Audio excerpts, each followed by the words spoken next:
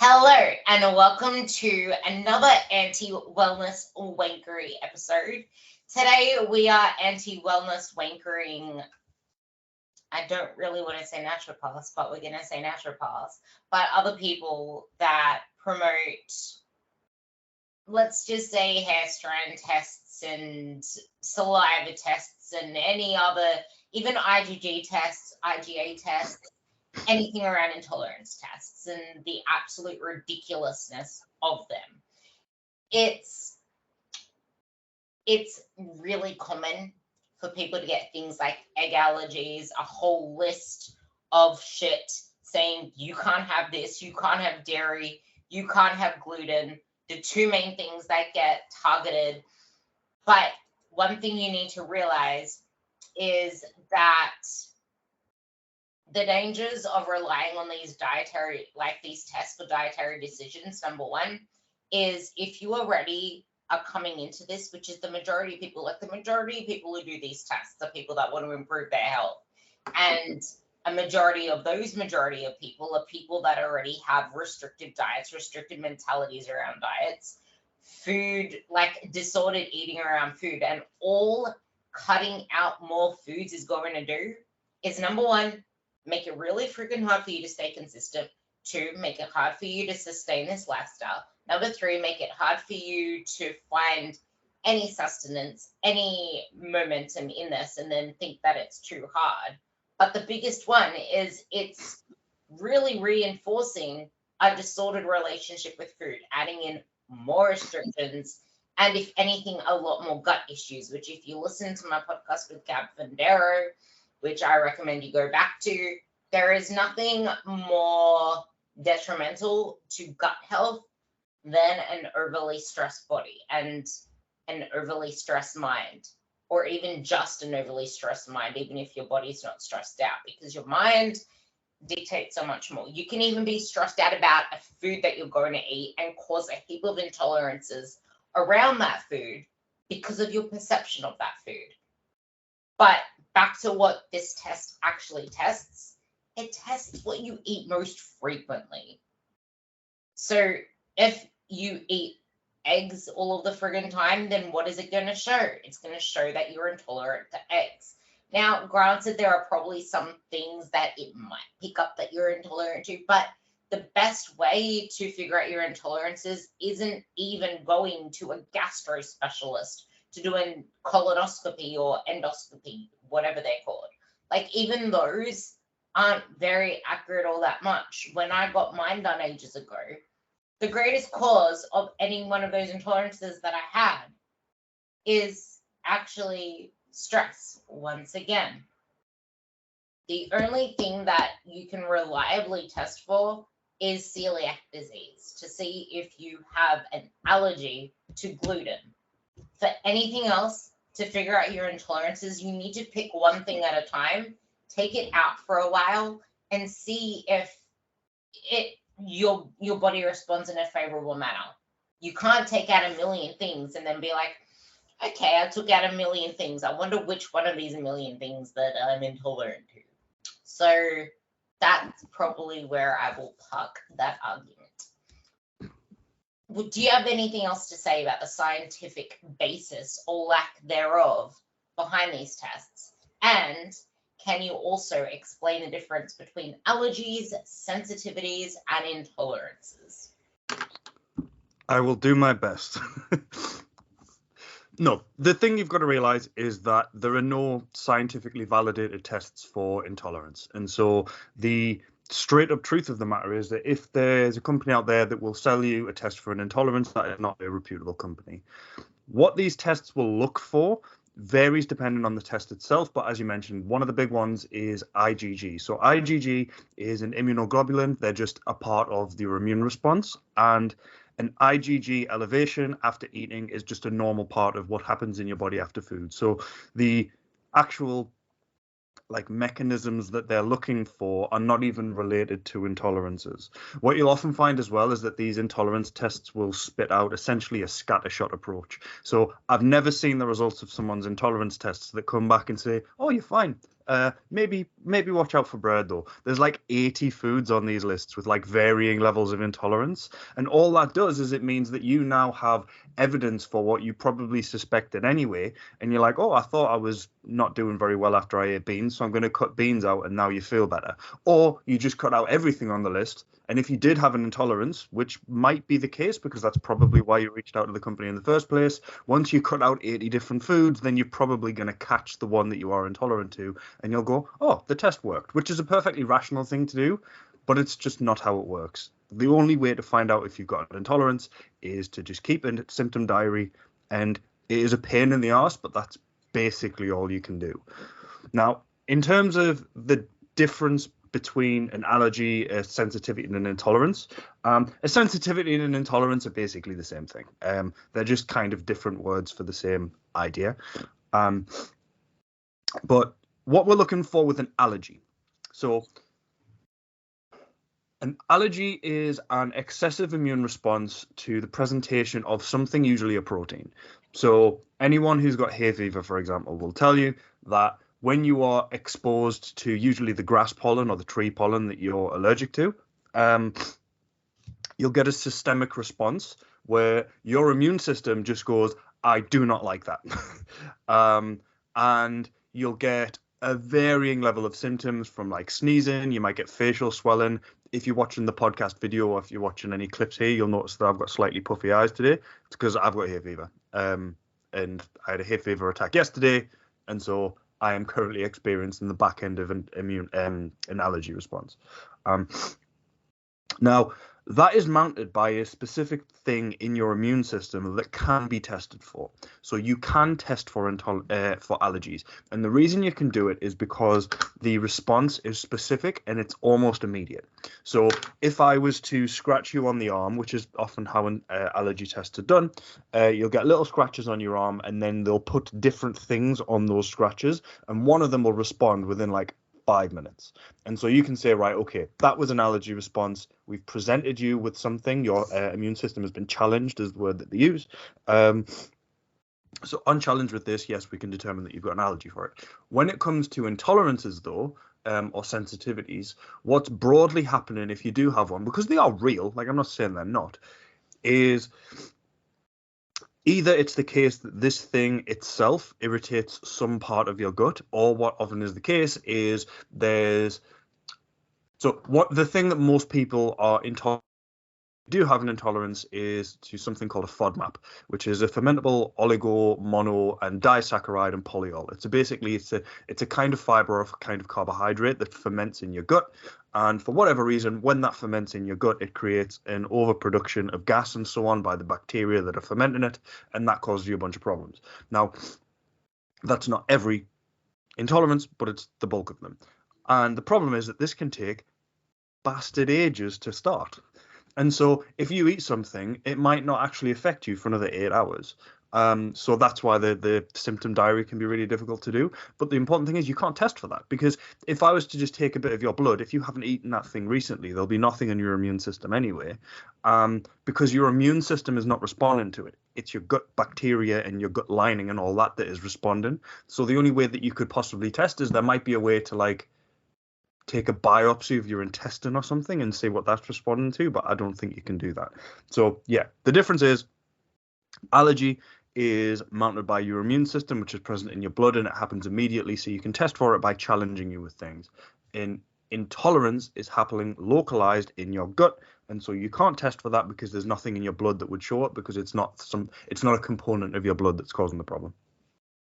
Yeah, and something else that you pointed out, well, you brushed on in there, is you may actually feel better by getting rid of a bunch of products that this person with a crown, not really a crown, tells you to get rid of because it's exacerbating your symptoms. But why is that? Most likely because there is such thing as a placebo effect. And like I said about the stress around food, there is that as well. But the thing is, if there is so much fear mongering around certain foods that, and they're like, even within ourselves, like we just create so much fear around eating certain calories, around eating carbs, that we cause ourselves to become pufferfish because we're creating such a stressful environment that we're eating in. We're not eating in a parasympathetic state, which is your rest and digest system. And I guess this also ties into me bringing in that it's probably even a better idea to not eat food straight after training because your body is in such a stressed state. You want to bring yourself into a state of calm before you do eat a meal, because then you probably will have some bloating and indigestion.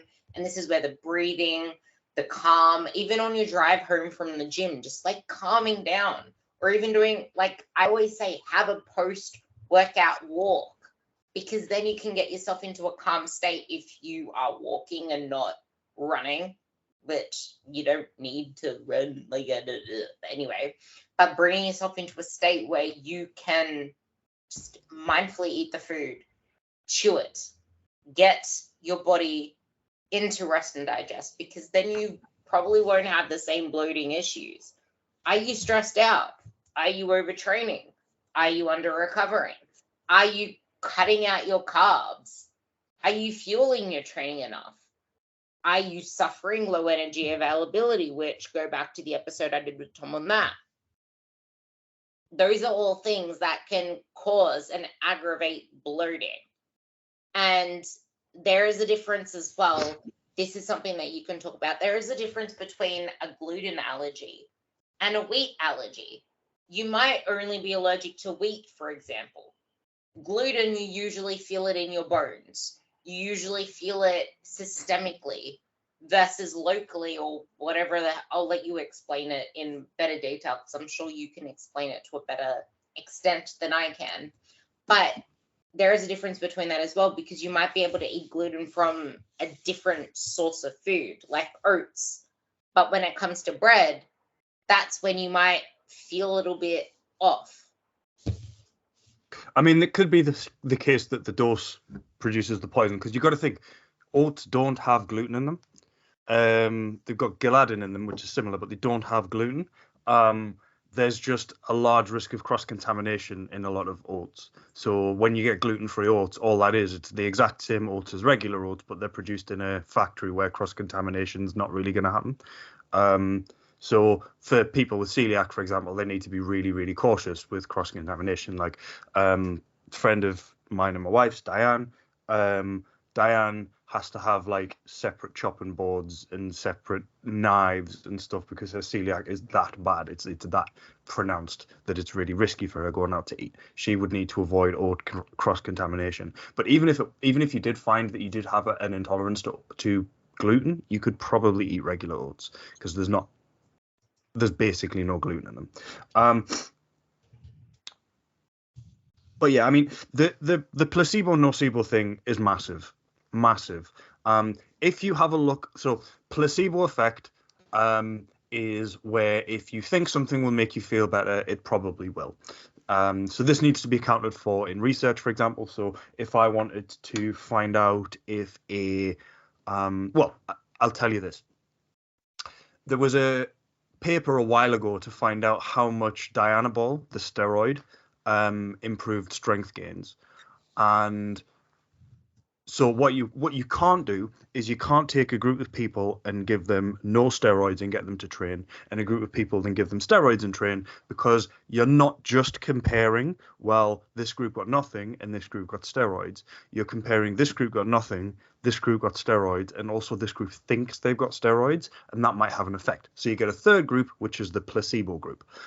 So whenever you hear people talk about a placebo-based randomized control trial, this is why you placebo it.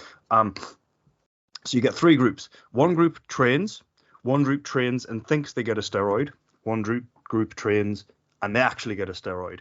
And the people who got the steroid made the most gains, obviously.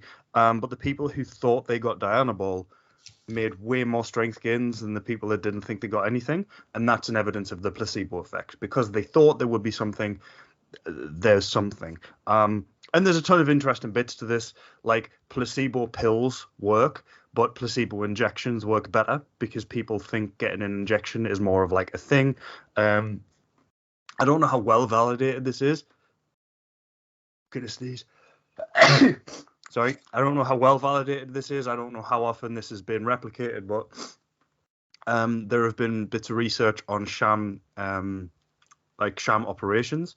So you'll basically go through an entire operation, but all they do is they cut open your knee and then stitch it back up and don't do anything. And people are like, oh, my knee feels loads better. So the placebo effect's quite big. But the nocebo effect is exactly the same, but it's the opposite. If you think something's going to make you feel worse, it probably will.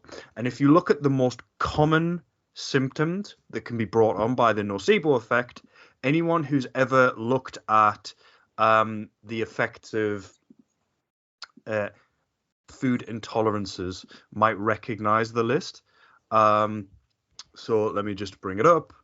But you're talking about like bloating, loss of appetite, brain fog, non-specific pain, flatulence.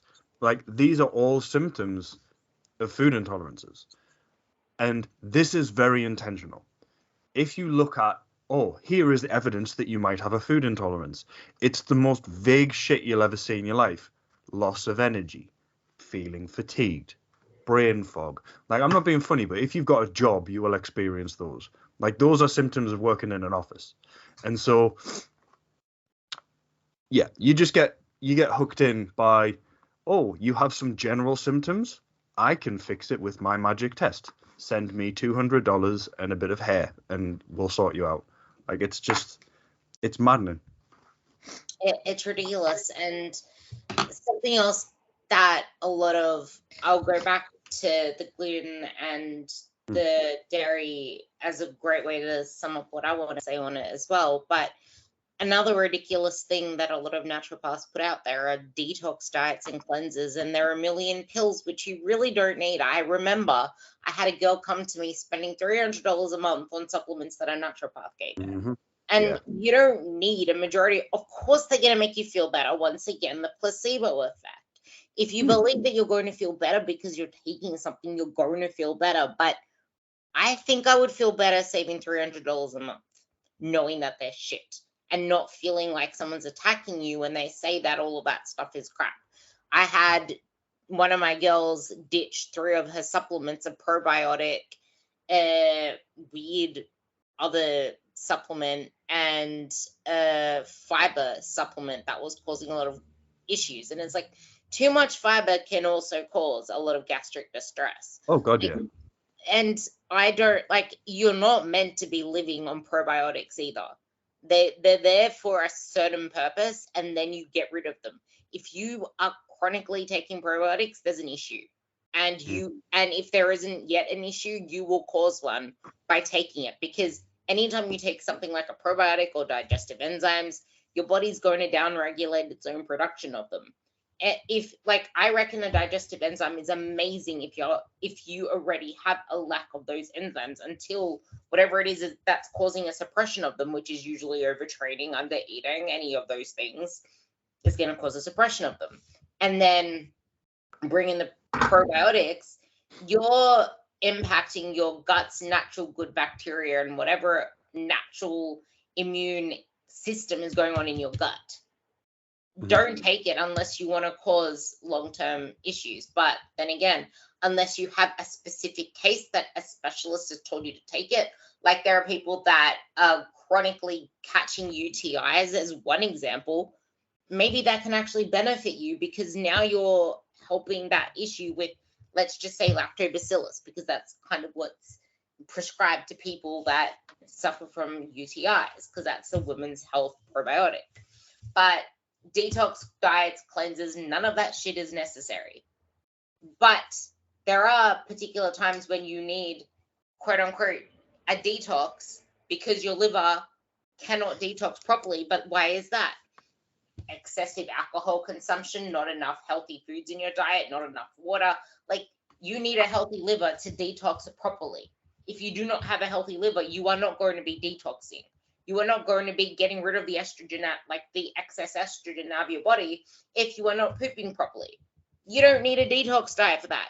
You don't need a cleanse for that. You just need more movement, more sleep, less stress, more hydration, more electrolytes in balance, and a healthy diet of plants, protein, and fiber, which usually comes from the plants.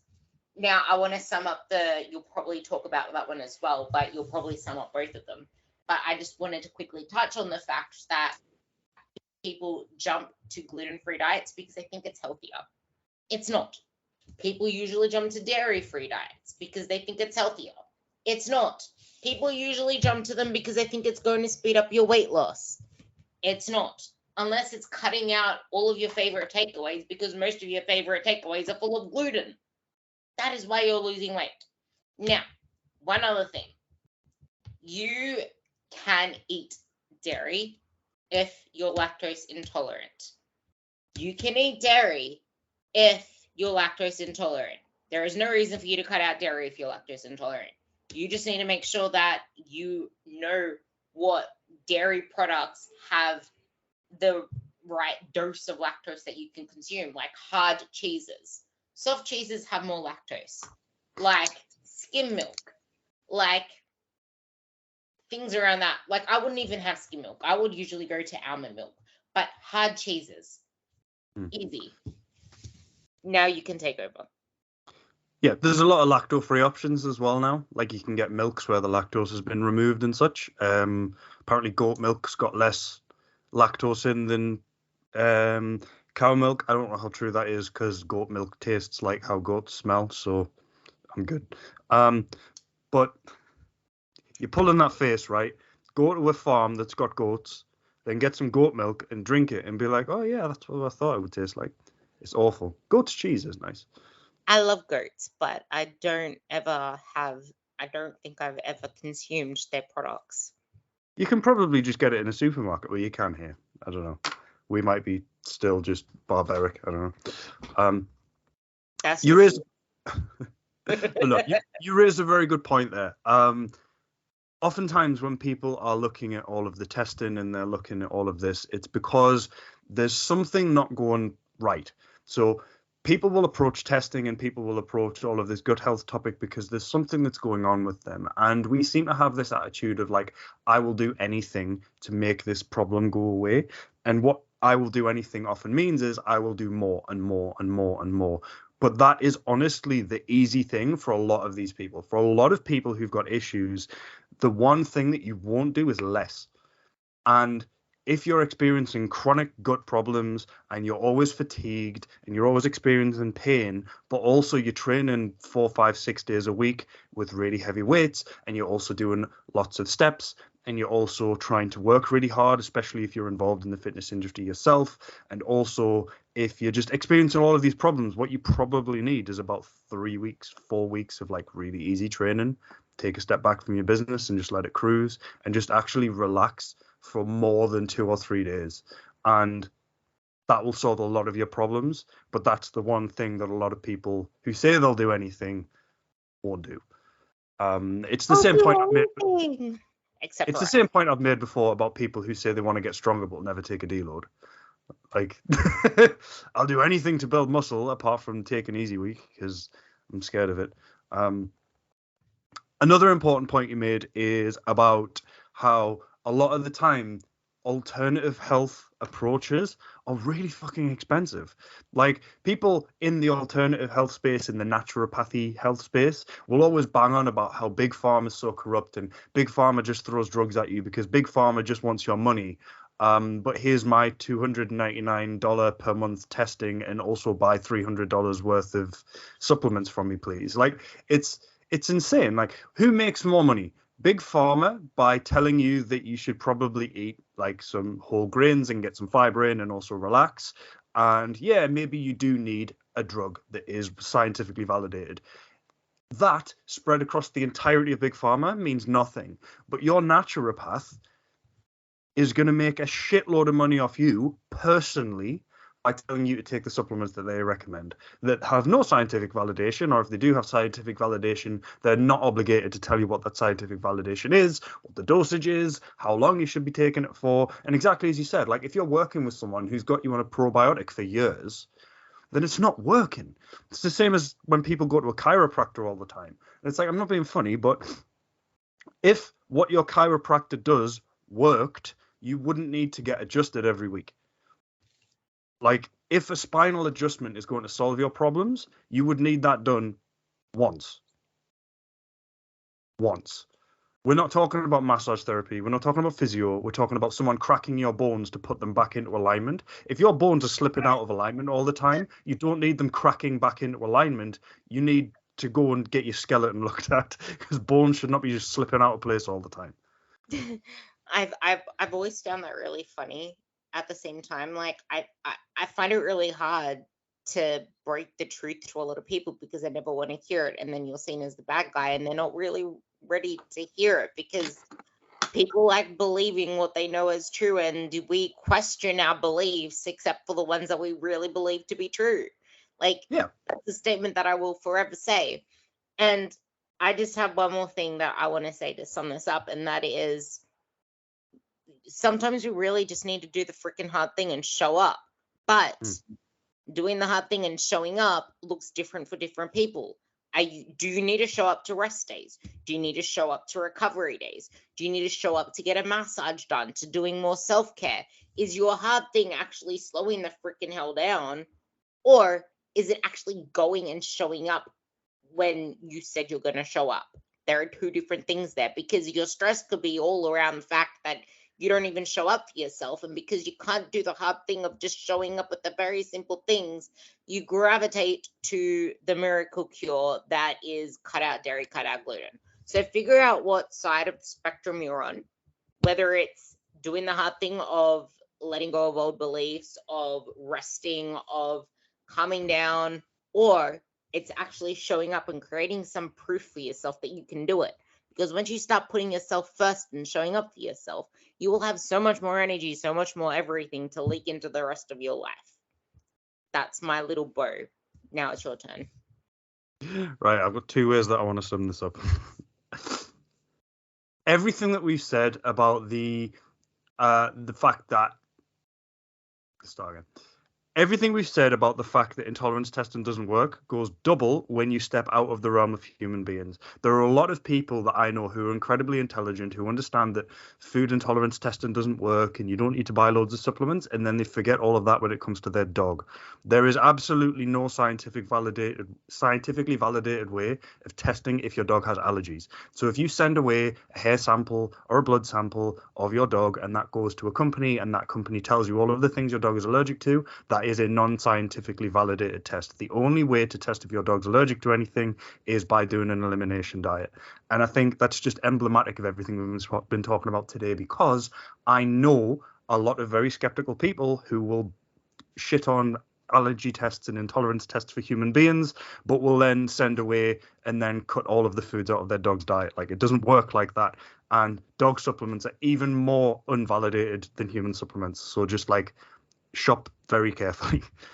And then the other thing that I wanted to sum up was,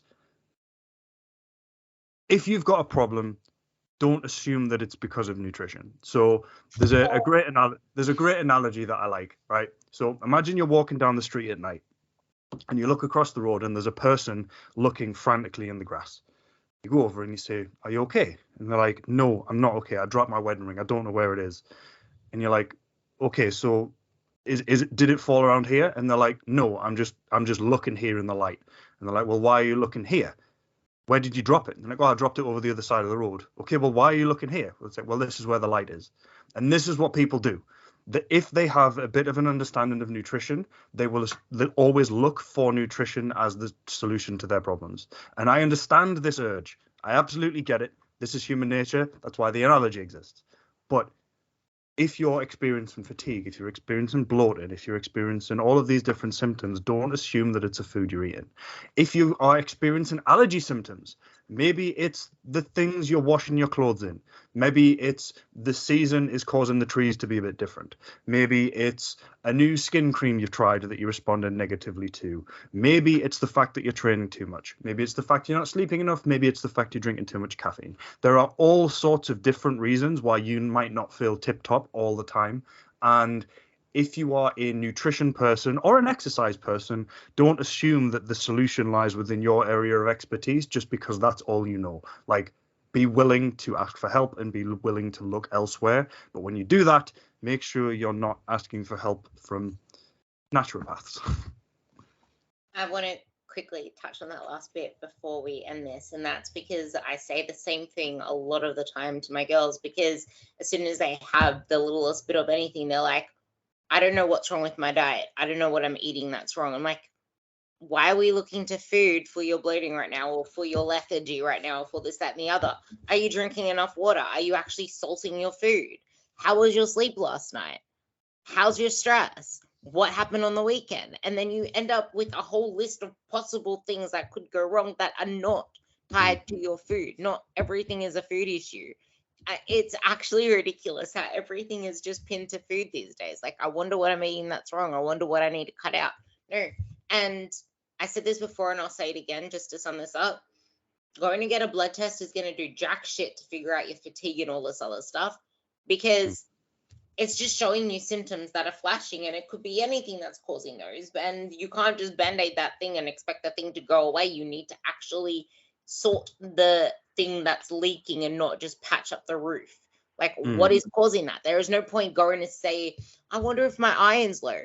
How about the fact that you hardly ever sleep? And like everything that Tom said, you're living off caffeine, you're drinking coffee right before you go to bed, so you're not having good quality sleep, you're drinking a shitload of alcohol, you're taking fast food all the time. Like, first, nail down on your habits and your lifestyle. And yeah, I think we summed everything else up. I hope you guys enjoyed this, and we have quite a few topics that we want to talk about coming up still, and we're getting so much good feedback on our little anti-wellness Wank3ry things. So thank you. Yeah, thank you. I appreciate all the feedback. It's nice. Yeah, thanks for listening, everyone.